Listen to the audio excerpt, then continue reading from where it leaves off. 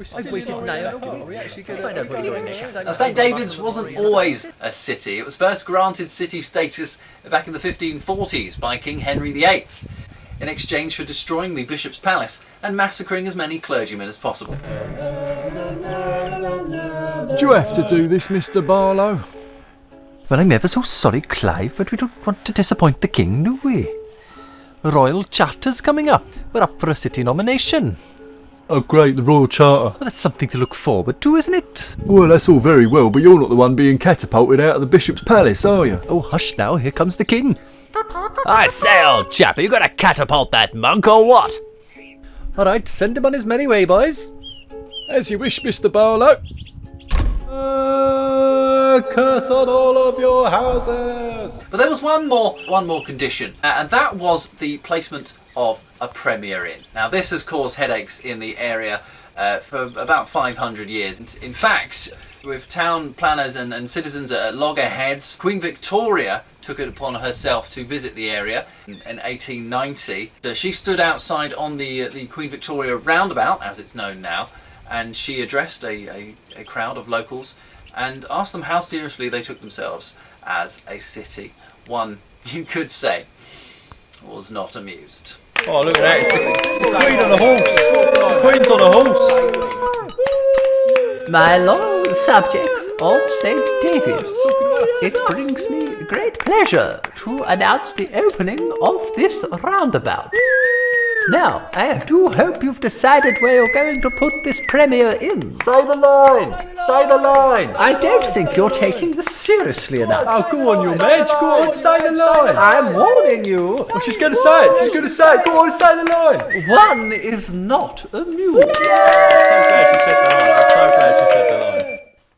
As a result of St David's indecisiveness over the placement of the Premier Inn, Queen Victoria revoked their city status, and thus it remained for another 100 years in this state of limbo until Queen Elizabeth II visited St David's, celebrating her 40th Jubilee, 1994. She reinstated St David's as a city on condition they finally decide where to put this Premier Inn.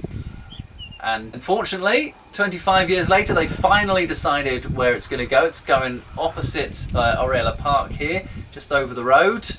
And you know what? Should we go and have a sneak peek? Let's have a go. Let's cross the road. Over we go.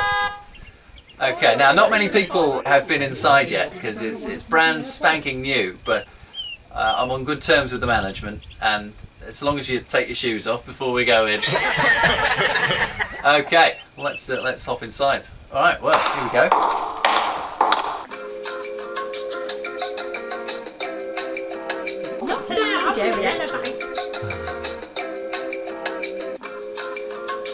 Okay, well, here we are in the royal suite in the Premier Inn.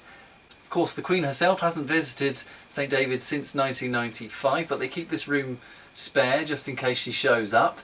The last royal visit to St David's was when Princess Margaret famously dropped off a box of leeks to celebrate St David's Day.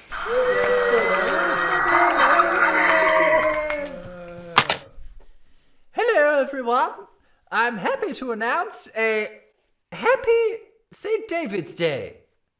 Now, can't stop. Got a daffodil to drop off in Cardigan.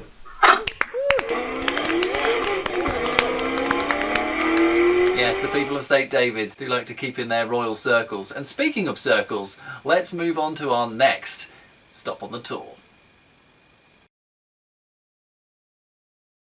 Now, St David's wasn't always a city. It was first granted city status by in exchange for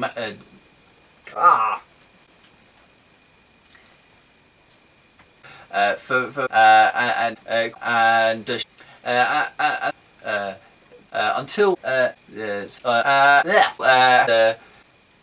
St David's was granted city status by King Henry VIII